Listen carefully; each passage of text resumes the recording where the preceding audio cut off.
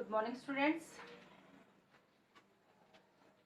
11th class में हम पढ़ रहे थे आर्ट्स में भारतीय संविधान में अधिकार।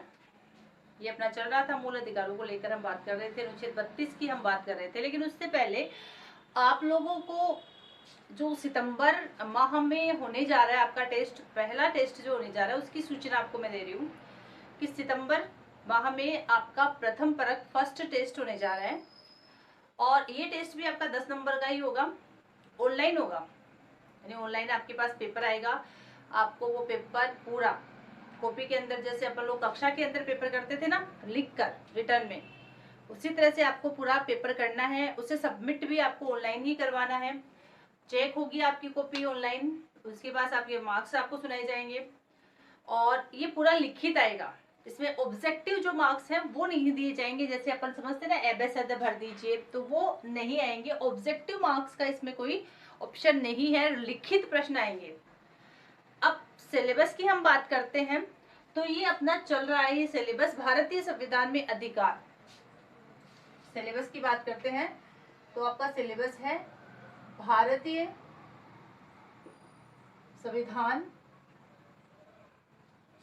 में अधिकार, यही आपका सिलेबस है।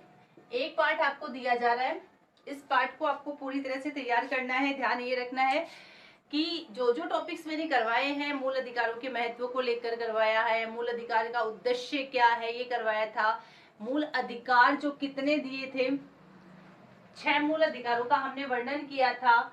और इसके साथ साथ ही इस मूल अधिकारों में मूल कर्तव्य भी आते हैं, तो वो मूल कर्तव्य वाला जो है वो टॉपिक मैं आपको करवाऊंगी। लेकिन ध्यान ये भी रखना है कि हर अनुच्छेद को अच्छे से देखना है। इसके बाद में हम कर रहे थे कि मूल अधिकारों की सुरक्षा के लिए सर्वोच्च न्यायालय के द्वारा कुछ लेख जारी किए जाते हैं, ये वाला टॉपिक भी हम कर रहे थे, चल रहा था अपना ये। तो ये वाला भी आएगा, इसके साथ मूल कर्तव्य है वो भी आएंगे।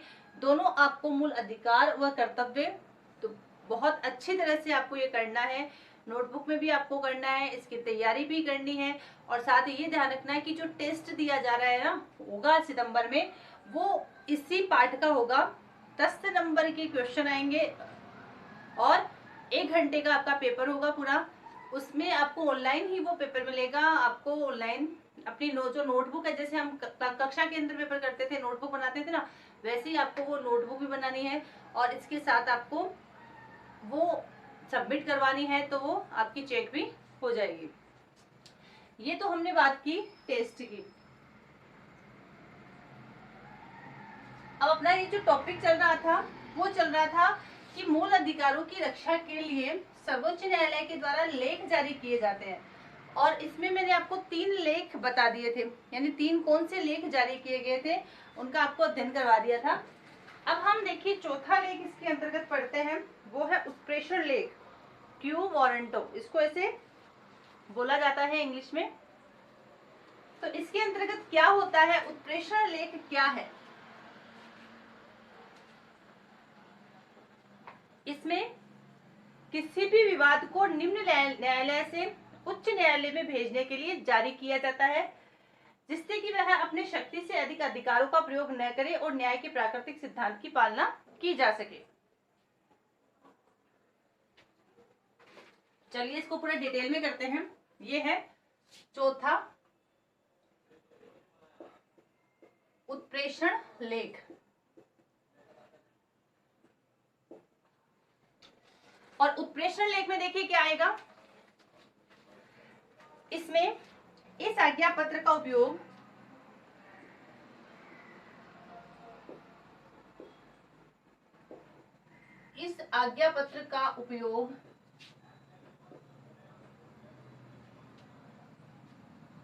किसी भी विवाद को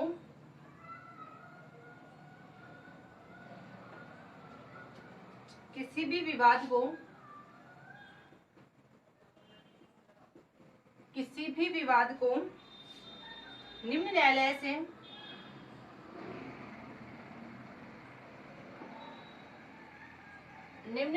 से उच्च न्यायालय में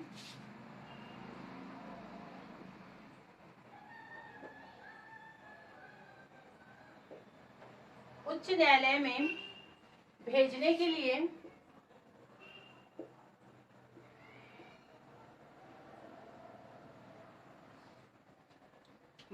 लिए जारी किया जाता है।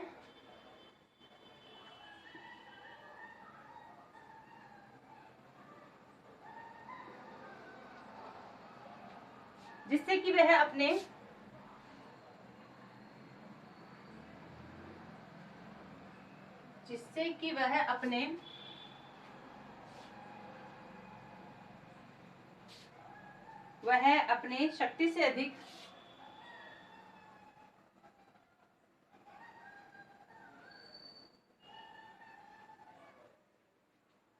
शक्ति से अधिक अधिकारों का प्रयोग न करें।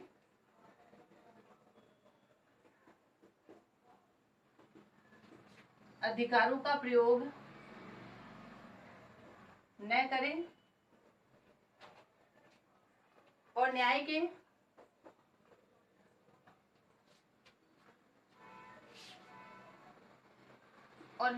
के प्राकृतिक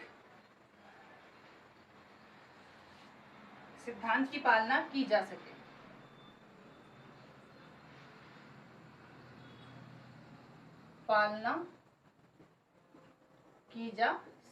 तो चलिए इसको समझते हैं, क्या है ये। इस आज्ञा पत्र का उपयोग, ये एक आज्ञा पत्र है, उत्प्रेषण लेख इसको बोलते हैं, आज्ञा पत्र है, ये ध्यान रखें। किसी भी विवाद को निम्न न्यायालय से उच्च न्यायालय में भेजने के लिए जारी किया जाता है। तो देखिए इसकी थोड़ी सी प्रोसेस मैंने आपको, जब अपन लोगों ने 10th क्लास में भी सुप्रीम कोर्ट पढ़ी थी तब भी मैंने आपको ये बहुत अच्छे से बताई थी। हमने देखा था कि भारत में जो न्यायपालिका है वो त्रिस्तरीय न्यायपालिका है। त्रिस्तरीय न्यायपालिका से क्या अभिप्राय है कि त्रिस्तरीय न्यायपालिका है, सबसे नीचे जो आते हैं वो अधीनस्थ न्यायालय आते हैं, ठीक है, जिला अदालतें। इसके बाद में आता है उच्च न्यायालय और इसके बाद में आता है उच्चतम, ठीक है। ये उत्प्रेषण लेख इनसे संबंधित है। किसी भी विवाद को निम्न न्यायालय से उच्च न्यायालय में भेजने के लिए जारी किया जाता है। मान लीजिए यहाँ पर कोई ऐसा विवाद चल रहा है, केस चल रहा है मतलब, तो उच्च न्यायालय अधीनस्थ न्यायालय को ये आज्ञा दे सकता है कि संबंधित जो केस है वो उच्च न्यायालय में भेज दिया जाए, ताकि इस पर, क्योंकि एक तो हो सकता है कि ये इसके अधिकार क्षेत्र में नहीं आई और इस पर वो किसी प्रकार के अनावश्यक अधिकारों का उपयोग न करें, जिससे न्याय का जो प्राकृतिक सिद्धांत है वो बना रहे, ठीक है। न्याय का प्राकृतिक सिद्धांत है उसकी पालना होती रहे, कि सबको न्याय मिले, इसके स्थान पर किसी प्रकार का दुरुपयोग न हो। तो यहाँ पर अधीनस्थ न्यायालय से उच्च न्यायालय मंगाएगा। इसी तरह उच्च न्यायालय के पास भी ये स्थिति आएगी कि उच्चतम न्यायालय किसी भी केस को उच्चतम न्यायालय में भेजने के लिए लेख जारी कर सकता है, आज्ञा दे सकता है। तो ये जो लेख है उत्प्रेषण लेख, वो इनसे संबंधित है। तो ये तो हमने चौथा लेख किया है। अब देखते हैं पांचवा लेख क्या जारी किया जाता है। पांचवे में इसी के नीचे करवा रही हूँ मैं, पांचवा आपको जो लेख है वो। 3 हम लोगों ने पहले कर लिए थे, थोड़ा सा ध्यान रखिए इस चीज का। इसके बाद में अधिकार प्रच्छा।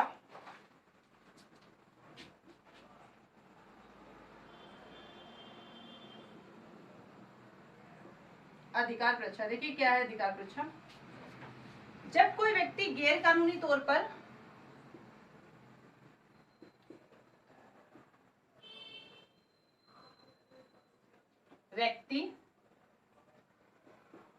गैर कानूनी तौर पर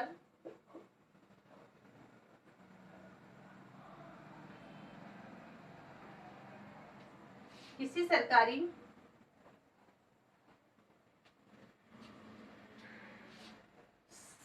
या अर्ध सरकारी या अर्ध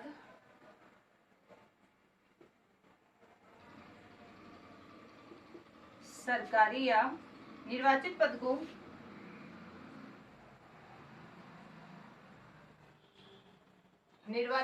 को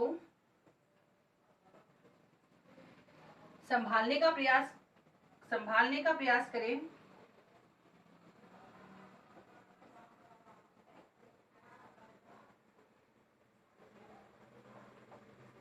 करें। तो उसे ऐसा आदेश जारी किया जा सकता है, तो उसे ऐसा आदेश जारी किया जा सकता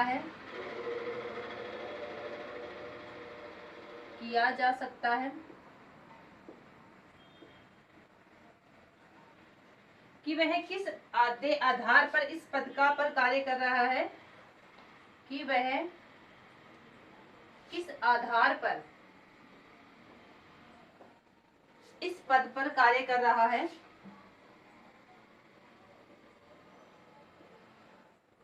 पद पर कार्य कर रहा है। सीधी सी बात है। अधिकार परीक्षा किस अधिकार से, ये इसके अंतर्गत आता है।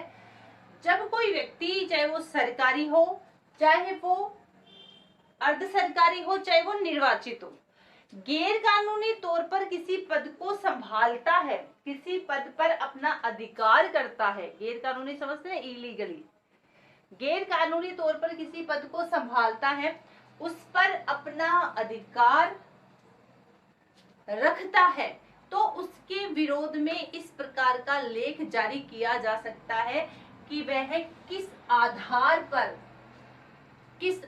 पर वह इस पद पर क्या कर रहा है, कार्य कर रहा है। और इसके साथ साथ ही अगर वो गैर कानूनी तौर पर उस पद पर कार्य कर रहा है या फिर वो संतोषजनक उत्तर नहीं देता है, तो वह तब तक कार्य नहीं कर सकता जब तक वो संतोषजनक उत्तर नहीं दे, और उस पद को क्या माना जाता है, रिक्त माना जाता है, खाली माना जाता है।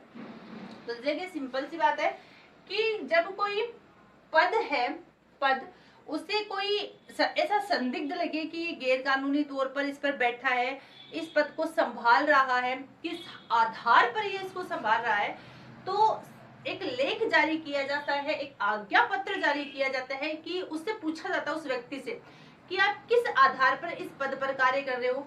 अगर संतोषजनक वो उत्तर नहीं देता है तो फिर क्या किया जाएगा, उस पद को रिक्त घोषित कर दिया जाएगा, उस पद को खाली घोषित कर दिया जाएगा। तो ये तो बात हो गई। अब हमने जो मूल अधिकार हैं उनकी रक्षा के लिए जो आदेश जारी किए जाते हैं, आज्ञा दी जाती है, उनकी हमने बात की। अब देखिए थोड़ा सा हम मूल अधिकारों का मूल्यांकन कर लेते हैं। मूल अधिकार हम लोगों ने सारे पढ़ लिए, 6 के 6 मूल अधिकार हम लोगों ने ले लिए। हम थोड़ा सा इनका मूल्यांकन देख लेते हैं। मूल्यांकन का मतलब निचोड़ निकालते हैं, इनका निष्कर्ष देखते हैं कि मूल अधिकार सबके लिए उपयोगी है। ये बात सही है, इसमें किसी प्रकार की दो राय नहीं है कि मूल अधिकार सबके लिए उपयोगी है। पर एक बात इसके अंतर्गत हमें ध्यान रखनी होगी, क्या मूल अधिकारों की आलोचना नहीं की जाती? क्या कहीं पर इस तरह से प्रश्न उठता है कि जो मूल अधिकार है उसका हनन भी होता है और व्यक्ति का अहित भी होता है और उसके विपरीत कोई कार्यवाही भी नहीं की जाती? यानी कई ऐसे छोटे छोटे प्रश्न आते हैं कि मूल अधिकार भी का भी आलोचना की जा सकती है। मूल अधिकार है, सबको प्राप्त है, लेकिन कौन सी ऐसी परिस्थिति आ जाती है जहां पर ये लगता है कि मूल अधिकारों का हनन हो रहा है। तो ये मूल अधिकार जो है वो मूल्यांकन करने योग्य है। ये बात मूल्यांकन करने योग्य है कि मूल अधिकार किस तरह से आलोचना किए जाते हैं। तो अगर उनका आलोचना मतलब बुराई, तो किस आधार पर होती है? मूल अधिकारों की अगर आलोचना की गई है तो उसका बेस क्या है, उसका आधार क्या है, क्या तथ्य अपने पास है कि उनकी बुराई की जा रही है, उनकी आलोचना की जा रही है। तो देखते हैं पहला मूल अधिकारों में इतने प्रतिबंध लगा दिए कि कहा जाता है कि एक हाथ से दो, दूसरे हाथ से उसी चीज को वापस ले लो। बहुत अच्छी और सटीक बात है ये। मूल अधिकार दिए गए हैं व्यक्ति को, और मूल अधिकारों से क्या अभिप्राय है कि ये व्यक्ति के लिए, जीवन के लिए कल्याणकारी हो, व्यक्ति के जीवन की रक्षा करे, समानता दिलाए, स्वतंत्रता दिलाए, शोषण से हटाए उसको, मनुष्य की जो शिक्षा व संस्कृति है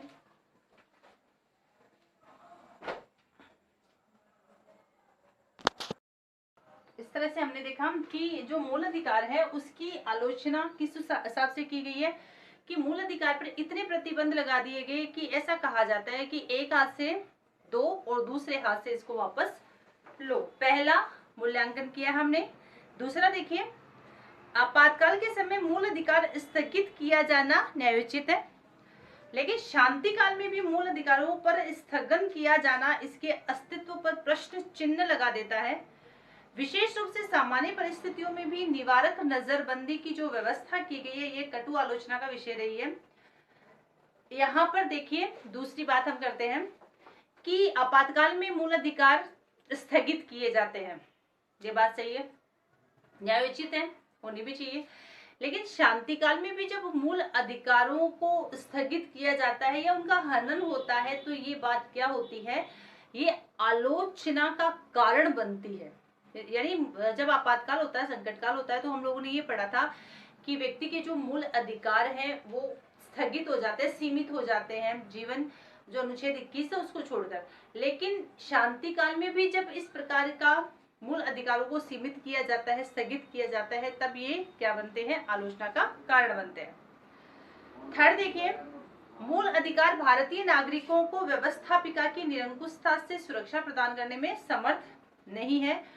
संसद तथा विधानसभा द्वारा बनाए गए कानून वैध हैं, चाहे वे नागरिक हितों के प्रतिकूल ही क्यों न हो। यानी संसद के द्वारा जो कानून बनाए जाते हैं वे वैध हैं, कानूनी रूप से उनको मान्य कर दिया जाता है, चाहे किसी भी वजह से नागरिकों का उससे अहित ही क्यों ना होता हो। यानी संसद के द्वारा जो कानून बनाए जाते हैं वो वैध माने जाते हैं, कानूनी रूप से उनको मान्यता दी जाती है, फिर चाहे किसी भी रूप में वो आकर मनुष्य के जो नागरिक है उनका अहित ही क्यों न करे। इसके बाद में देखिए, मौलिक अधिकारों पर प्रतिबंधों की व्यवस्था संविधान में राष्ट्र व समाज विरोधी गतिविधियों को रोकने के लिए की गई है। व्यवहारिक दृष्टि से इनका उपयोग राजनीतिक विरोधियों की स्वर को दबाने के लिए भी किया जाता है।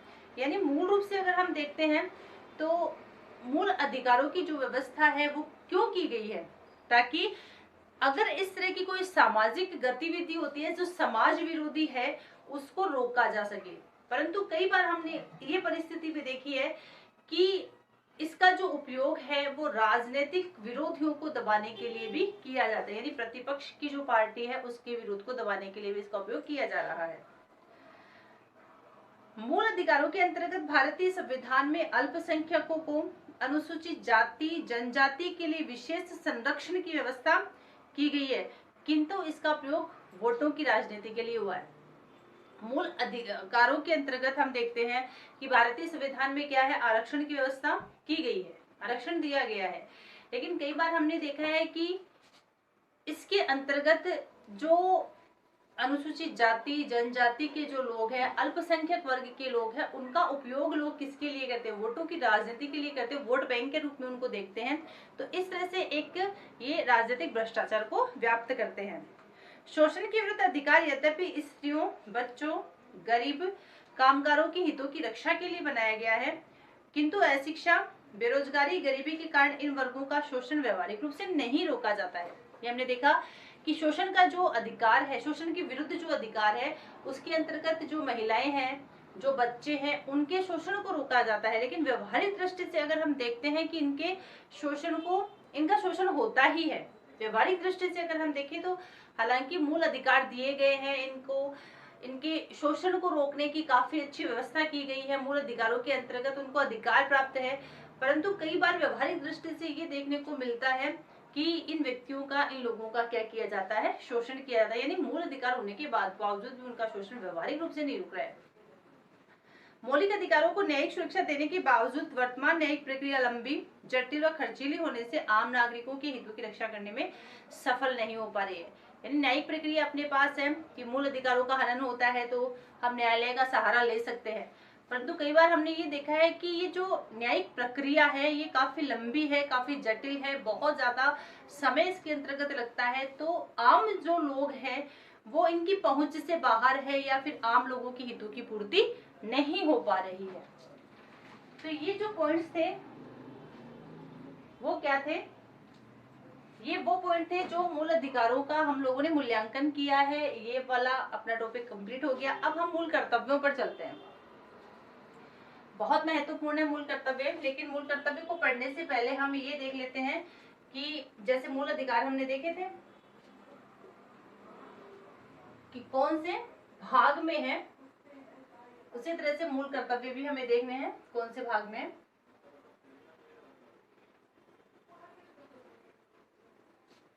अब अपना टॉपिक है मूल कर्तव्य।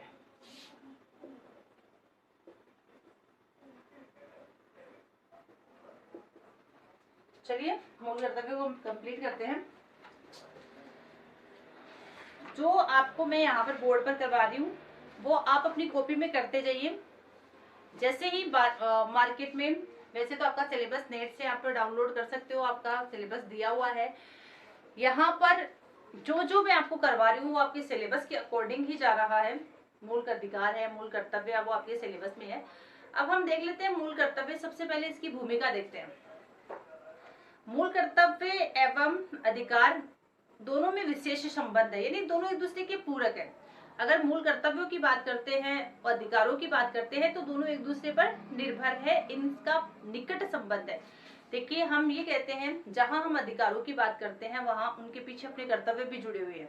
हमारा अधिकार है स्वच्छ पर्यावरण, साफ सुथरा वातावरण, तो इसके पीछे हमारा ये कर्तव्य है कि हम इसे स्वच्छ रखें। शुद्ध हवा लेना अपना अधिकार है, तो ये भी अपना कर्तव्य है कि इस हवा को हम शुद्ध रखें। तो मूल अधिकार और कर्तव्य जो है वो एक दूसरे के पूरक है, एक दूसरे पर निर्भर करते हैं, एक दूसरे से जुड़े हुए हैं। एक व्यक्ति के कर्तव्य दूसरे व्यक्ति के अधिकार बन जाते हैं, अतः कर्तव्यों की अनुपस्थिति में अधिकारों की कल्पना करना संभव नहीं है। जहां कर्तव्य नहीं है वहां अधिकारों की कल्पना करना भी संभव नहीं है। देखिए इसको हम इस तरह से लेते हैं, जैसे मूल अधिकार एक जोड़ा था, किस क में मैंने आपको बताया था शिक्षा का अधिकार, ठीक है। 6 से 14 वर्ष तक के बच्चों को अनिवार्य व निःशुल्क शिक्षा का अधिकार सरकार के द्वारा दे दिया। अब 6 से 14 वर्ष की आयु तक के जो बच्चे हैं उनको वो अधिकार मिल रहा है, लेकिन तब मिलेगा ना जब उसके पीछे जो कर्तव्य निहित है वो आगे आएंगे। तो क्या किया गया है कि मूल अधिकार देने के साथ एक मूल कर्तव्य और दिया गया है। इसमें 11वां जो मूल कर्तव्य है वो अभिभावकों के लिए, कि अभिभावक का ये कर्तव्य है कि वो 6 से लेकर 14 वर्ष तक की आयु के बच्चों को अनिवार्य व निःशुल्क शिक्षा से जोड़े। तो ये हो गया ना कि अधिकार और कर्तव्य क्या है, एक दूसरे के पूरक है। अधिकार और मूल कर्तव्य क्या है, एक दूसरे के पूरक है, एक दूसरे से संबंधित है, एक के अभाव में दूसरे की कल्पना करना बेमानी है। अतः कर्तव्यों की अनुपस्थिति में अधिकारों की कल्पना संभव नहीं है। संविधान में 1950 में भारतीय नागरिकों के लिए सिर्फ मूल अधिकारों का ही उल्लेख किया गया था। 1950 में मूल कर्तव्यों का उल्लेख नहीं था। 1976 में 42वें संविधान संशोधन के तहत 1976 में 42वां संविधान संशोधन के तहत क्या किया गया, मूल कर्तव्यों का उल्लेख किया गया। यानी 1976 में जो 42वां संविधान संशोधन हुआ उसके तहत मूल अधिकारों के साथ साथ क्या प्रदान किए गए, मूल कर्तव्य भी प्रदान किए गए, ठीक है। और प्रारंभ में अपने जो थे मूल कर्तव्य थे वो थे 10, लेकिन वर्तमान में 86वां संविधान संशोधन के तहत अपने मूल कर्तव्य कितने हैं, 11। आगे आने वाली कक्षा में हम इन सारे मूल कर्तव्यों का, इनके भाग का, कौन से भाग में इनका वर्णन किया गया है, इन सब का हम अध्ययन करेंगे। Thank you.